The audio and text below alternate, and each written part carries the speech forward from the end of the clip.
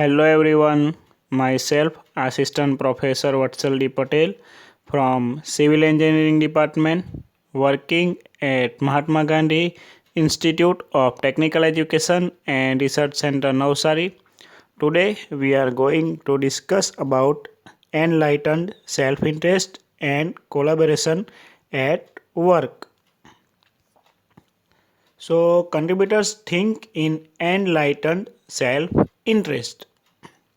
In every situation they get into, they find a way to create good for self and good for all at the same time, including teammates, bosses, customers, and their organization.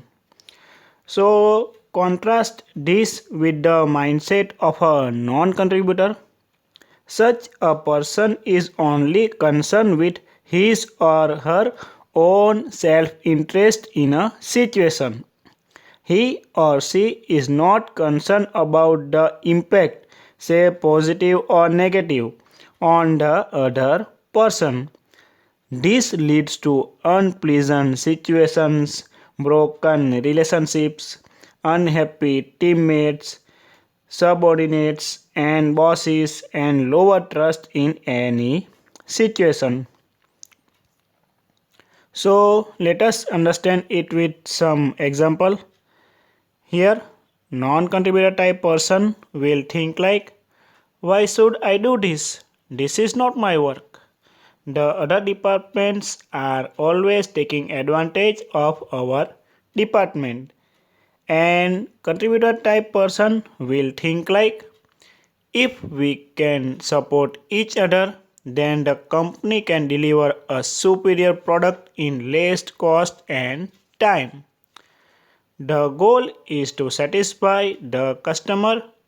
I am quite happy to help or do what is needed to achieve that goal. So here we can see that non-contributor type persons only concern about work given to them. Even if they can do the other work which they know, they don't want to do that work. They think like other people's or departments are taking advantages from it. So they do not want to contribute in other work. Whereas contributor type persons think like, if all can help each other, the company can deliver a superior product in less cost and time using skills of all persons. They think like main goal is to satisfy customer they serve, and they are happy to help everyone to reach the goal. They see this as opportunity to work together and grow together. So from this we can learn that non-contributors are worried only about their narrow role in the total picture, and contributors are focused on the big picture. Now let's see one more example for it. Here, non-contributor type person will think like, he is in a high position, so I must behave respectfully to him. And he is mere or say only a junior officer. I can treat him in any way I want. And contributor type person will think like, it does not matter what the person's position or qualification is. All people are to be treated respectfully because they are first and foremost human beings. So here we can see that non-contributor type person do not treat all person same. They think like, if person have higher position, then they will only behave respectfully with them, and about their junior they think like they can treat them any way they want because they are only juniors. So this type of person only behave respectfully with selected ones, whereas contributor type persons treat all people at same level.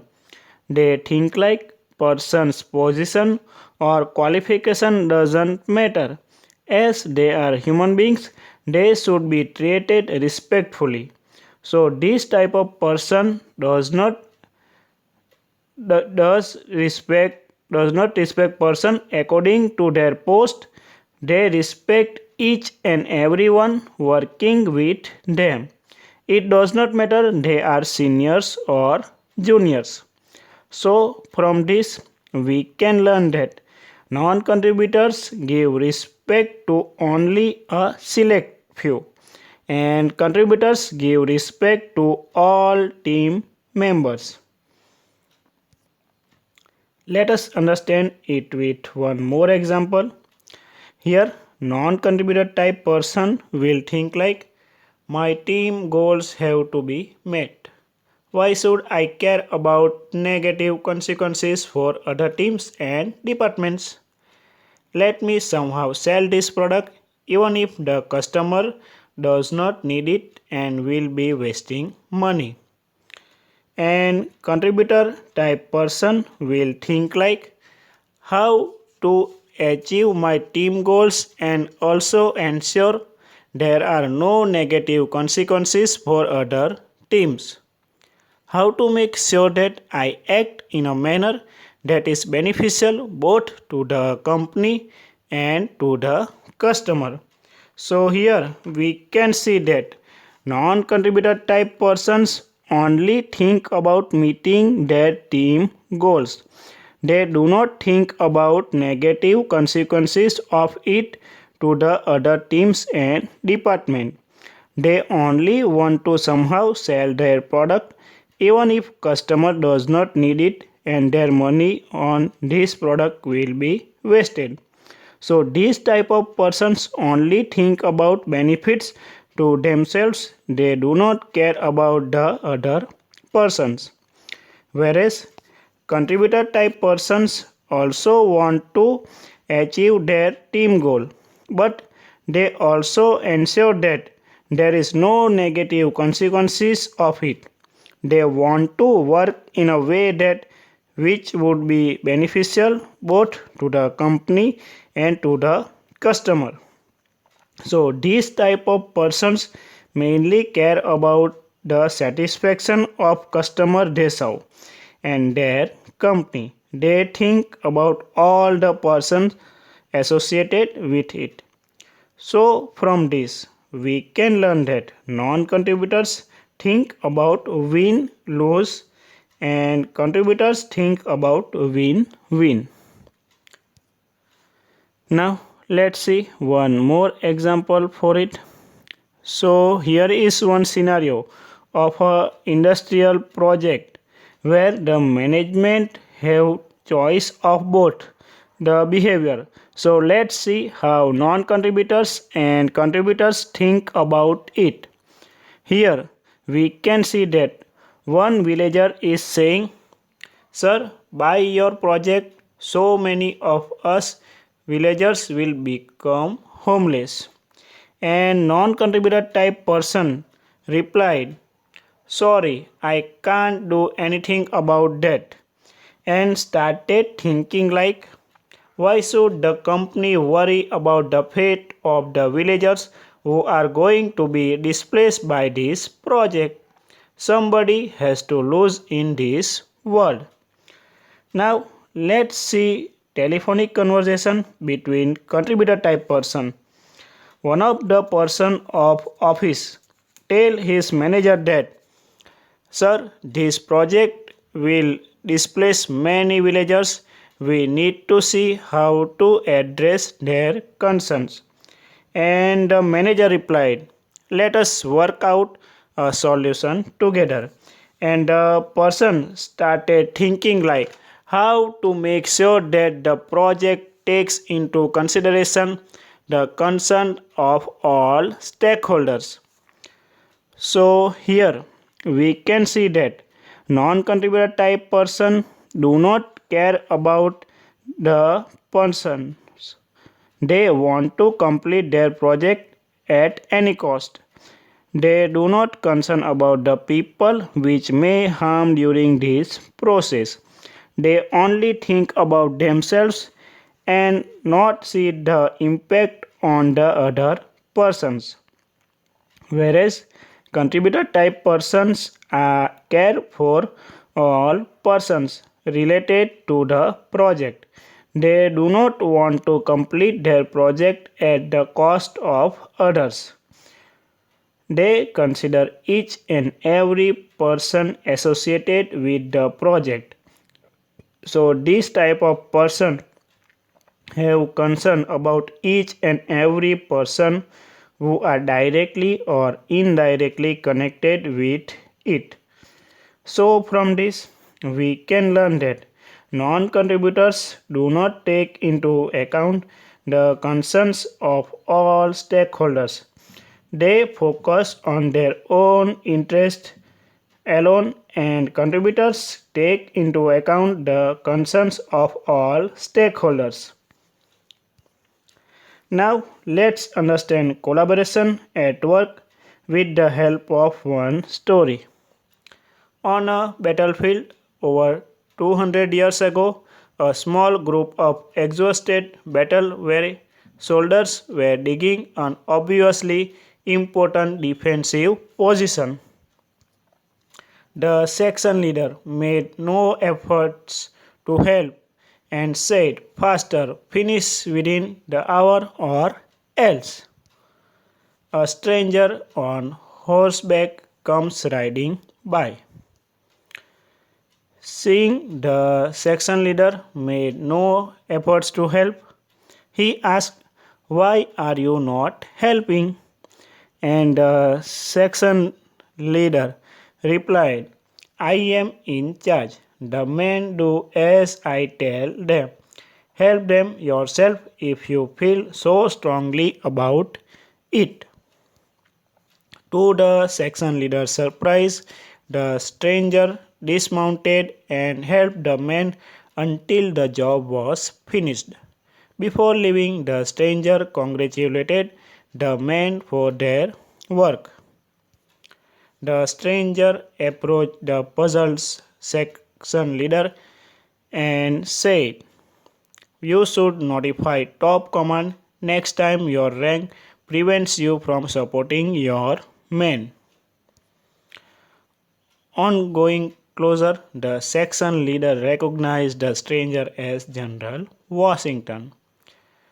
George Washington went on to become the first president of the United States of America.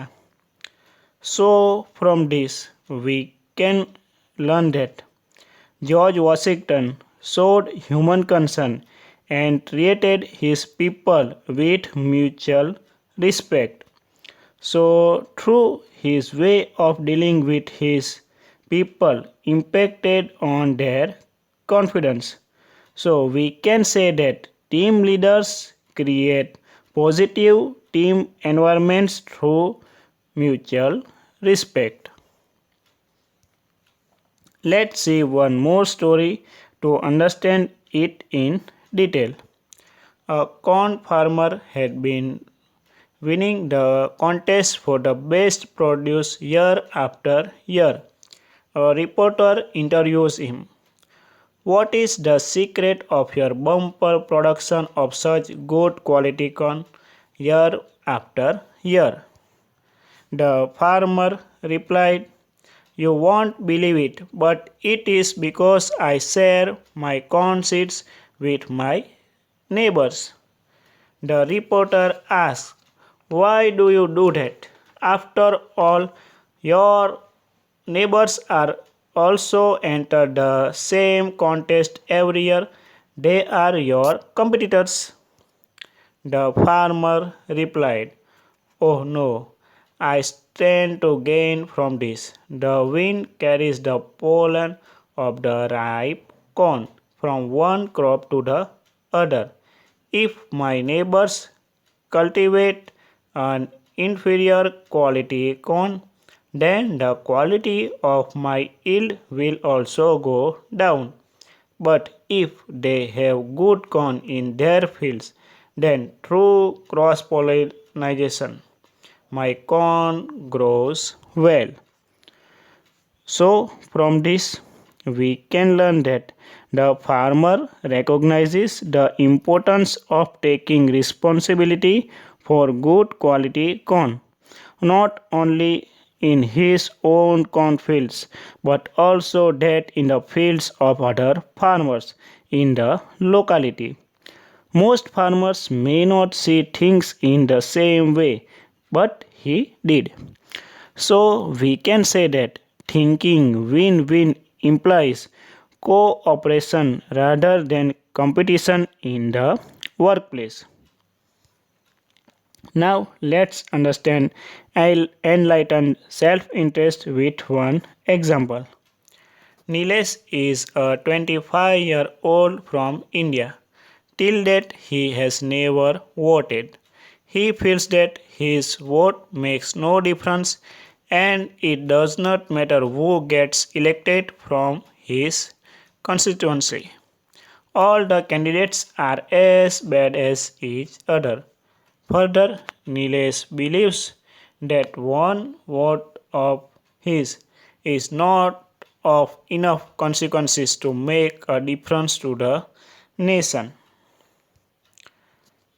In January 2011, President Ben Ali of Tunisia was ousted from power after a month and a half of non-violent demonstration by the Tunisian youth. Epps, a young student participating in the movement, expressed, I feel that I have a role to play in this nation building movement.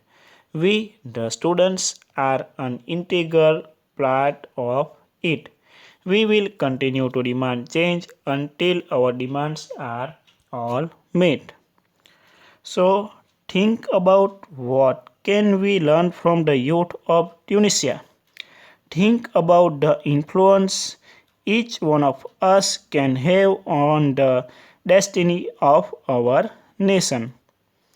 So we can learn that we have a role to play in the destiny of our nation. We as an individual can take up the responsibility and can contribute in making the changes we want to see in our country. Let's see one more example for it. Rakhi was reading the newspaper at home. She saw an advertisement in the newspaper that touched her. The advertisement was the perfect gift for your love. 2010, it is diamond, it is precious. In 2050, it is water. It's really precious. So she decided that she will save as much water as possible from today. Rakhi had a cook named Silpa. Silpa worked as a cook in several residential complexes around her slum in Mumbai. Rakhi noticed that Silpa is in the habit of leaving the kitchen tap running while cooking and washing dishes. Rakhi explains to Silpa that it is important to use water more carefully. Silpa did not understand why Rakhi is careful about wasting water when all her neighbors are not. So just think about what if water is wasted by each citizen. What will be the multiplied effect of water wasted by numerous households? Also about resulting in reduced water level of the lakes supplying water to the city going down and down with time. So we can say that thinking about the long-term consequences of our actions allow us to act in an enlightened self-interest. Now let us understand this concept in detail with one case study, the Great Escape. The 1963 film The Great Escape narrates the true story of a mass attempt by Allied prisoners of war to break out of the imposing Stalag Luft 3 Nazi prisoner of war camp near Berlin in 1944. Within the camp was a core group of prisoners determined to escape. Their goal was to facilitate the escape of about 250 men in one night. An escape so difficult would require prisoners to work together in a coordinated manner. The core group plans the greatest escape, digging a tunnel to exfiltrate 250 prisoners. Teams of men are organized. Jobs delegated include survey, dig, dispose the soil, keep records of soldiers' movements, distract security guards, supplying fresh air in the tunnels, provide lighting in the tunnels, etc. The worst of the work, noise of digging, was covered by the men singing in chorus. The list of supplies needed for the job was unbelievable. It took an army of prisoners just to find and steal all the material required. Each person had a job. There were tailors, blacksmiths, forgers, pickpocketers, and camouflage artists.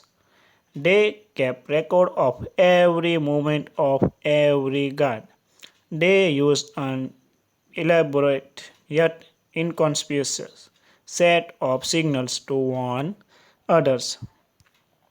On March 24, 1944, after more than a year of work, 220 men prepared to creep through the tunnel into the woods outside the camp. The plan was to send out one man per minute until all had made their escape. In all, 86 men escaped before the tunnel was discovered. The Nazis ordered a national alert to deal with it. Most of prisoners were recaptured, only 3 made it to freedom. Though the attempt failed in accomplishing its objective, it offered the world a historical example of collective adventure. So, from this, we can learn that the power of coordinate collective action can help in achieving seemingly impossible goals. So we can say that if an organization is able to get its people to work together in a similar manner, it will be beneficial for the organization, for the team, and each individual who participated in it. Now let's see the story behind Amul. Until 1946, milk producers of Kaira district had to travel a long distance to deliver milk to the only dairy, the Polson dairy in Anand. Often milk went sour as they had to physically carry the milk in individual containers. The traders working with Polson arbitrarily decided the prices depending on the production and the season. The milk producers were extremely angry with the unfair practices of the traders. Frustrated under the leadership of the Tribhuvan Das Patel, a local farmer leader, They approached Sardar Vallabhbhai Patel for a solution to their problem. Vallabhbhai advised them to form cooperatives, boycott Polson Dairy, and start supplying their milk directly to Mumbai state government instead of routing through Polson Dairy. The milk producers who till date worked as single individuals now had to work together as a group, something completely untried and unthought of by them till then. Under the guidance of Morarji Desai, the producers in each of the villages in Kaira started forming their own village cooperatives to act as milk collection centers for the entire village. These cooperatives were owned and managed by the producers themselves. As they knew each other's problems, solutions started emerging through collective thinking. At the district level, Kaira District Cooperative was formed to manage collection and processing of milk supplied by the village cooperatives. The successful cooperative structure in Kaira soon led to setting up of similar such cooperatives in other districts. To ensure that these cooperatives act as a united force rather than compete against each other, the milk producers formed Gujarat Cooperative Milk Marketing Federation, now better known as AMUL. GCMMF, which means Gujarat Cooperative Milk Marketing Federation, was to handle the marketing of the milk and milk products. It was to be professionally managed under the leadership of Dr. Varghese Kurian. Research institutions like ICAR were roped in to find ways to increase milk production of cattle. Today, nearly after 65 years from the day the idea of cooperative took root in a small district of Gujarat, Amul has grown to become the largest food producer in the country. It is today jointly owned by 2.8 million milk producers. So, from this, we can learn that the Amul movement involved the coming together of different people from different places for different purposes. Through this initiative, the concern of various stakeholders is solved at one place. So, we can say that taking concerns of each stakeholders into consideration leads to more powerful and sustainable solution. So at last I only want to say that we will have to help each other, but we have to go one step further. The first thing is to become unselfish in help. Like, if you do just what I tell you to do, I will help you. Otherwise, not. Is that help? Is that help? No. So, help whenever you can, but mind what your motive is. If it is selfish, it will neither benefit those who you help nor yourself. If it is unselfish, it will bring blessings upon them to whom it is given and infinite blessings upon you, sure as you are living. The Lord can never be hoodwinked. So, here I end my session. Thank you, all of you.